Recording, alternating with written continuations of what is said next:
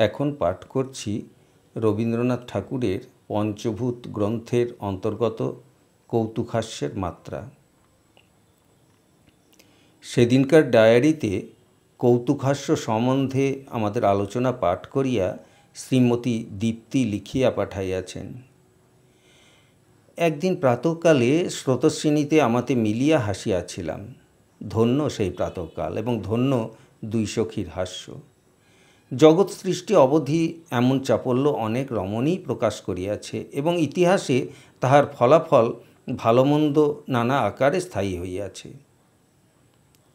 নারীর হাসি অকারণ হইতে পারে, কিন্তু তাহা অনেক মন্দাক্রান্তা উপেন্দ্র বজ্রা, এমনকি শার্দুল বিক্রীড়িত ছন্দ, অনেক ত্রিপদী, চতুষ্পদী এবং চতুর্দশপদীর আদি কারণ হইয়াছে এরূপ শোনা যায়। রমণী তরল স্বভাববশত অনর্থক হাসে। মাঝের হইতে তাহা দেখিয়া অনেক পুরুষ অনর্থক কাঁদে, অনেক পুরুষ ছন্দ মিলাইতে বসে, অনেক পুরুষ গলায় দড়ি দিয়া মরে। আবার এইবার দেখিলাম নারীর হাস্যে প্রবীণ ফিলোজফারের মাথায় নবীন ফিলোজফি বিকশিত হইয়া উঠে। কিন্তু সত্য কথা বলিতেছি, তত্ত্ব নির্ণয় অপেক্ষা পূর্বোক্ত তিন প্রকারের অবস্থাটা আমরা পছন্দ করি। এই বলিয়া সেদিন আমরা হাস্য সম্বন্ধে যে সিদ্ধান্তে উপনীত হইয়াছিলাম, শ্রীমতী দীপ্তি তাহাকে যুক্তিহীন অপ্রামাণিক বলিয়া প্রমাণ করিয়াছেন। আমার প্রথম কথা এই যে আমাদের সেদিনকার তত্ত্বের মধ্যে যে যুক্তির প্রাবল্য ছিল না, সেজন্য শ্রীমতী দীপ্তির রাগ করা উচিত হয় না। কারণ নারী হাস্যে পৃথিবীতে যত প্রকার অনর্থপাত করে, তাহার মধ্যে বুদ্ধিমানের বুদ্ধিভ্রংশও একটি। যে অবস্থায় আমাদের ফিলোজফি প্রলাপ হইয়া উঠিয়াছিল, সে অবস্থায় নিশ্চয়ই মনে করিলেই কবিতা লিখিতেও পারিতাম এবং গলায় দড়ি দেওয়াও অসম্ভব হইত না। দ্বিতীয় কথা এই যে তাহাদের হাস্য হইতে আমরা তত্ত্ব বাহির করিব, এ কথা তাহারা যেমন কল্পনা করেন নাই, আমাদের তত্ত্ব হইতে তাহারা যে যুক্তি বাহির করিতে বসিবেন, তাহাও আমরা কল্পনা করি নাই। নিউটন আজন্ম সত্যান্বেষণের পর বলিয়াছেন, আমি জ্ঞান সমুদ্রের কূলে কেবল নুড়ি কুড়াইয়াছি। আমরা চার বুদ্ধিমানে ক্ষণকালের কথোপকথনে নুড়ি কুড়াইবার ভরসাও রাখি না, আমরা বালির ঘর বাঁধি মাত্র। ওই খেলাটার উপলক্ষ করিয়া জ্ঞান সমুদ্র হইতে খানিকটা সমুদ্রের হাওয়া খাইয়া আসা আমাদের উদ্দেশ্য। রত্ন লইয়া আসি না, খানিকটা স্বাস্থ্য লইয়া আসি। তাহার পর সে বালির ঘর ভাঙে কি থাকে, তাহাতে কাহারও কোনো ক্ষতিবৃদ্ধি নাই। রত্ন অপেক্ষা স্বাস্থ্য যে কম বহুমূল্য, আমি তাহা মনে করি না। রত্ন অনেক সময় ঝুটা প্রমাণ হয়, কিন্তু স্বাস্থ্যকে স্বাস্থ্য ছাড়া আর কিছু বলিবার জো নাই। আমরা পাঞ্চভৌতিক সভার 5 ভূতে মিলিয়া এ পর্যন্ত একটা কানাকড়ি দামের সিদ্ধান্তও সংগ্রহ করিতে পারিয়াছি কিনা সন্দেহ। কিন্তু তবু যতবার আমাদের সভা বসিয়াছে, আমরা শূন্য হস্তে ফিরিয়া আসিলেও আমাদের সমস্ত মনের মধ্যে যে সবেগে রক্ত সঞ্চালন হইয়াছে এবং সেজন্য আনন্দ এবং আরোগ্য লাভ করিয়াছি, তাহাতে সন্দেহ মাত্র নাই। গড়ের মাঠে 1 ছটাক শস্য জন্মে না, তবু অতটা জমি অনাবশ্যক নহে। আমাদের পাঞ্চভৌতিক সভাও আমাদের 5 জনের গড়ের মাঠ। এখানে সত্যের শস্য লাভ করিতে আসি না, সত্যের আনন্দ লাভ করিতে মিলি। সেই জন্য এই সভায় কোনো কথার পুরা মীমাংসা না হইলেও ক্ষতি নাই। সত্যের কিয়দংশ পাইলেও আমাদের চলে। এমনকি সত্যক্ষেত্র গভীর রূপে কর্ষণ না করিয়া তাহার উপর দিয়া লঘুপদে চলিয়া যাওয়াই আমাদের উদ্দেশ্য। আর একদিক হইতে আর এক রকমের তুলনা দিলে কথাটা পরিষ্কার হইতে পারে। রোগের সময় ডাক্তারের ঔষধ উপকারী, কিন্তু আত্মীয়ের সেবাটা বড় আরামের। জার্মান পণ্ডিতের কেতাবে তত্ত্বজ্ঞানের যে সকল চরম সিদ্ধান্ত আছে, তাহাকে ঔষধের বটিকা বলিতে পারো, কিন্তু মানসিক শুশ্রূষা তাহার মধ্যে নাই। পাঞ্চভৌতিক সভায় আমরা যেভাবে সত্যালোচনা করিয়া থাকি, তাহাকে রোগের চিকিৎসা বলা না যাক, তাহাকে রোগীর শুশ্রূষা বলা যাইতে পারে। আর অধিক তুলনা প্রয়োগ করিব না। মোট কথা এই, সেদিন আমরা চার বুদ্ধিমানে মিলিয়া হাসি সম্বন্ধে যে সকল কথা তুলিয়াছিলাম তাহার কোনোটাই শেষ কথা নহে। যদি শেষ কথার দিকে যাইবার চেষ্টা করিতাম তাহা হইলে কথোপকথন সভার প্রধান নিয়ম লঙ্ঘন করা হইত। এই কথোপকথন সভার একটি প্রধান নিয়ম সহজে এবং দ্রুত বেগে অগ্রসর হওয়া, অর্থাৎ মানসিক পাইচারি করা। আমাদের যদি পদতল না থাকিত, দুই পা যদি দুটো তীক্ষ্ণাগ্র শলাকার মতো হইত, তাহা হইলে মাটির ভিতর দিকে সুগভীরভাবে প্রবেশ করার সুবিধা হইত, কিন্তু এক পা অগ্রসর হওয়া সহজ হইত না। কথোপকথন সমাজে আমরা যদি প্রত্যেক কথার অংশকে শেষ পর্যন্ত তলাইবার চেষ্টা করিতাম, তাহা হইলে একটা জায়গাতেই এমন নিরুপায়ভাবে বিদ্ধ হইয়া পড়া যাইত যে আর চলাফেরার উপায় থাকিত না।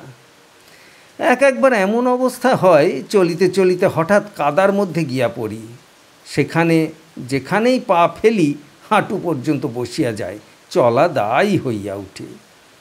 এমন সকল বিষয় আছে যাহাতে প্রতি পদে গভীরতার দিকে তলাইয়া যাইতে হয়। কথোপকথনকালে সেই সকল অনিশ্চিত সন্দেহতরল বিষয়ে পদার্পণ না করাই ভালো। সেসব জমি বায়ুসেবী পর্যটনকারীদের উপযোগী নহে। কৃষি যাহাদের ব্যবসায় তাহাদের পক্ষেই ভালো। যাহা হোক, সেদিন মোটের উপরে আমরা প্রশ্নটা এই তুলিয়াছিলাম যে যেমন দুঃখের কান্না তেমনি সুখের হাসি আছে, কিন্তু মাঝে হইতে কৌতুকের হাসিটা কোথা হইতে আসিল? কৌতুক জিনিসটা কিছু রহস্যময়। জন্তুরাও সুখ দুঃখ অনুভব করে, কিন্তু কৌতুক অনুভব করে না। অলঙ্কার শাস্ত্রে যে কটা রসের উল্লেখ আছে, সব রসই জন্তুদের অপরিণত অপরিস্ফুট সাহিত্যের মধ্যে আছে, কেবল হাস্যরসটা নাই। হয়তো বানরের প্রকৃতির মধ্যে এই রসের কথঞ্চিত আভাস দেখা যায়, কিন্তু বানরের সহিত মানুষের আরও অনেক বিষয়েই সাদৃশ্য আছে। যাহা অসঙ্গত, তাহাতে মানুষের দুঃখ পাওয়া উচিত ছিল, হাসি পাইবার কোনো অর্থই নাই।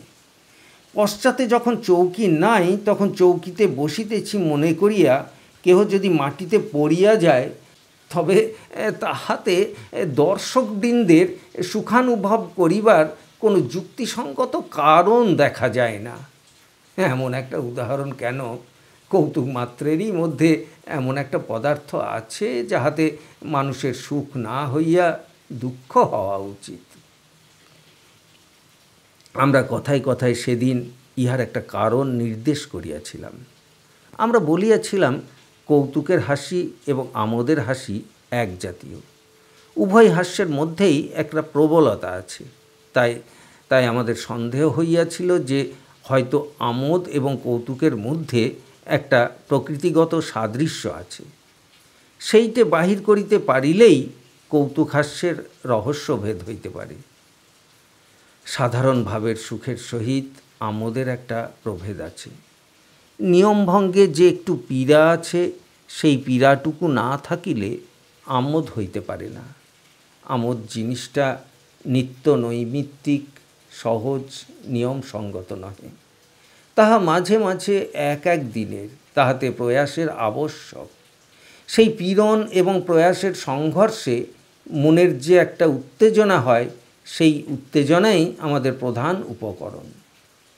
আমরা বলিয়াছিলাম কৌতুকের মধ্যেও নিয়মভঙ্গজনিত একটা পীড়া আছে। সেই পীড়াটা অতি অধিক মাত্রায় না গেলে আমাদের মনে যে একটা সুখকর উত্তেজনার উদ্রেক করে, সেই আকস্মিক উত্তেজনার আঘাতে আমরা হাসিয়া উঠি। যাহা সুসঙ্গত তাহা চিরদিনের নিয়মসম্মত, যাহা অসঙ্গত তাহা ক্ষণকালের নিয়মভঙ্গ।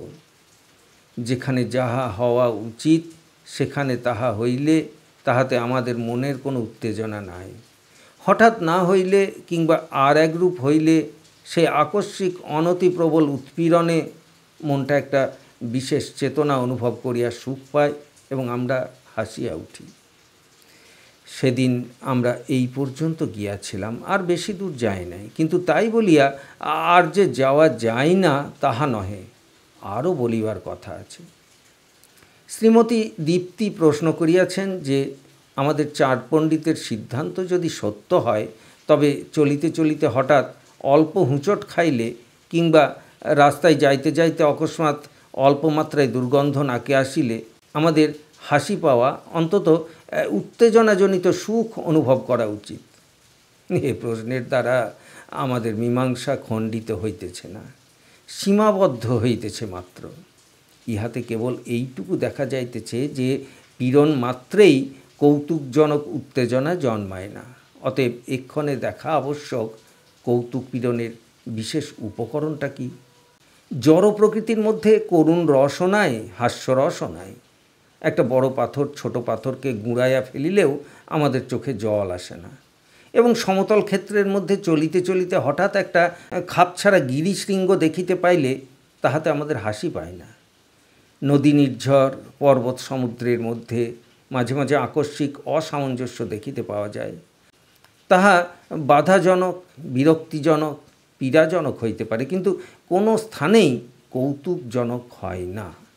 সচেতন পদার্থ সম্বন্ধীয় খাপছাড়া ব্যাপার ব্যতীত শুদ্ধ জড় পদার্থে আমাদের হাসি আনিতে পারে না। কেন তাহা ঠিক করিয়া বলা শক্ত, কিন্তু আলোচনা করিয়া দেখিতে দোষ নাই। আমাদের ভাষায় কৌতুক এবং কৌতূহল শব্দের অর্থের যোগ আছে। সংস্কৃত সাহিত্যে অনেক স্থলে একই অর্থে বিকল্পে উভয় শব্দেরই প্রয়োগ হইয়া থাকে। ইহা হইতে অনুমান করি কৌতূহল বৃত্তির সহিত কৌতুকের বিশেষ সম্বন্ধ আছে। কৌতূহলের একটা প্রধান অঙ্গ নূতনত্বের লালসা, কৌতুকেরও একটা প্রধান উপাদান নূতনত্ব। অসঙ্গতের মধ্যে যেমন নিছক বিশুদ্ধ নূতনত্ব আছে, সঙ্গতের মধ্যে তেমন নাই। কিন্তু প্রকৃত অসঙ্গতি ইচ্ছাশক্তির সহিত জড়িত, তাহা জড় পদার্থের মধ্যে নাই। আমি যদি পরিষ্কার পথে চলিতে চলিতে হঠাৎ দুর্গন্ধ পাই, তবে আমি নিশ্চয়ই জানি নিকটে কোথাও এক জায়গায় দুর্গন্ধ বস্তু আছে, তাই এরূপ ঘটিল। ইহাতে কোনরূপ নিয়মের ব্যতিক্রম নাই, ইহা অবশ্যম্ভাবী। জড় প্রকৃতিতে যে কারণে যাহা হইতেছে তাহা ছাড়া আর কিছু হইবার জো নাই, ইহা নিশ্চয়। কিন্তু পথে চলিতে চলিতে যদি হঠাৎ দেখি একজন মান্য বৃদ্ধ ব্যক্তি খেমটা নাচ নাচিতেছে, তবে সেটা প্রকৃতই অসঙ্গত ঠেকে, কারণ তাহা অনিবার্য, নিয়মসঙ্গত নহে। আমরা বৃদ্ধের নিকট কিছুতেই এরূপ আচরণ প্রত্যাশা করি না, কারণ সে ইচ্ছাশক্তি সম্পন্ন লোক। সে ইচ্ছা করিয়া নাচিতেছে, ইচ্ছা করিলে না নাচিতে পারিত। জড়ের নাকি নিজের ইচ্ছা মতো কিছু হয় না, এই জন্য জড়ের পক্ষে কিছুই অসঙ্গত, কৌতুকাবহ হইতে পারে না। এই জন্য অনপেক্ষিত হুঁচট বা দুর্গন্ধ হাস্যজনক নহে। চায়ের চামচ যদি দৈবাত চায়ের পেয়ালা হইতে চ্যুত হইয়া দোয়াতের কালির মধ্যে পড়িয়া যায়, তবে সেটা চামচের পক্ষে হাস্যকর নহে। ভারাকর্ষণের নিয়ম তাহার লঙ্ঘন করিবার জো নাই। কিন্তু অন্যমনস্ক লেখক যদি তাহার চায়ের চামচ দোয়াতের মধ্যে ডুবাইয়া চা খাইবার চেষ্টা করেন, তবে সেটা কৌতুকের বিষয় বটে। নীতি যেমন জড়ে নাই, অসঙ্গতিও সেইরূপ জড়ে নাই। মনোপদার্থ প্রবেশ করিয়া যেখানে দ্বিধা জন্মাইয়া দিয়াছে, সেইখানেই উচিত এবং অনুচিত, সঙ্গত এবং অদ্ভুত। কৌতূহল জিনিসটা অনেক স্থলে নিষ্ঠুর, কৌতুকের মধ্যেও নিষ্ঠুরতা আছে। সিরাজউদ্দৌলা দুইজনের দাড়িতে দাড়িতে বাঁধিয়া উভয়ের নাকে নস্য পুড়িয়া দিতেন, এইরূপ প্রবাদ শোনা যায়। উভয়ে যখন হাঁচিতে আরম্ভ করিত, তখন সিরাজদৌলা আমোদ অনুভব করিতেন। ইহার মধ্যে অসঙ্গতি কোনখানে? নাকে নস্য দিলে তো হাঁচি আসিবারই কথা, কিন্তু এখানেও ইচ্ছার সহিত কার্যের অসঙ্গতি। যাহাদের নাকে নস্য দেওয়া হইতেছে, তাহাদের ইচ্ছা নয় যে তাহারা হাঁচে, কারণ হাঁচিলেই তাহাদের দাড়িতে অকস্মাৎ টান পড়িবে, কিন্তু তথাপি তাহাদিগকে হাঁচিতেই হইতেছে। এইরূপ ইচ্ছার সহিত অবস্থার অসঙ্গতি, উদ্দেশ্যের সহিত উপায়ের অসঙ্গতি, কথার সহিত কার্যের অসঙ্গতি, এগুলোর মধ্যে নিষ্ঠুরতা আছে। অনেক সময় আমরা যাহাকে লইয়া হাসি, সে নিজের অবস্থাকে হাস্যের বিষয় জ্ঞান করে না। এই জন্যই পাঞ্চভৌতিক সভায় বোম বলিয়াছিলেন যে কমেডি এবং ট্র্যাজেডি কেবল পীড়নের মাত্রাভেদ মাত্র। কমেডিতে যতটুকু নিষ্ঠুরতা প্রকাশ হয় তাহাতে আমাদের হাসি পায়, এবং ট্র্যাজেডিতে যতদূর পর্যন্ত যায় তাহাতে আমাদের চোখে জল আসে। গর্দভের নিকট অনেক টাইটিনিয়া অপূর্ব মোহবশত যে আত্মবিসর্জন করিয়া থাকে, তাহা মাত্রাভেদে এবং পাত্রভেদে মর্মভেদী শোকের কারণ হইয়া ওঠে। অসঙ্গতি কমেডিরও বিষয়, অসঙ্গতি ট্র্যাজেডিরও বিষয়। কমেডিতেও ইচ্ছার সহিত অবস্থার অসঙ্গতি প্রকাশ পায়। ফলস্টাফ উইন্ডসরবাসিনী রঙ্গিনীর প্রেম লালসায় বিশ্বস্ত চিত্তে অগ্রসর হইলেন, কিন্তু দুর্গতির একশেষ লাভ করিয়া বাহির হইয়া আসিলেন। রামচন্দ্র যখন রাবণবধ করিয়া বনবাস প্রতিজ্ঞা পূরণ করিয়া রাজ্যে ফিরিয়া আসিয়া দাম্পত্য সুখের চরম শিখরে আরোহণ করিয়াছেন, এমন সময় অকস্মাৎ বিনা মেঘে বজ্রাঘাত হইল। গর্ভবতী সীতাকে অরণ্যে নির্বাসিত করিতে বাধ্য হইলেন। উভয় স্থলেই আশার সহিত ফলের, ইচ্ছার সহিত অবস্থার অসঙ্গতি প্রকাশ পাইতেছে। অতএব স্পষ্ট দেখা যাইতেছে অসঙ্গতি দুই শ্রেণীর আছে, একটা হাস্যজনক আর একটা দুঃখজনক। বিরক্তিজনক, বিস্ময়জনক, রোষজনককেও আমরা শেষ শ্রেণীতে ফেলিতেছি।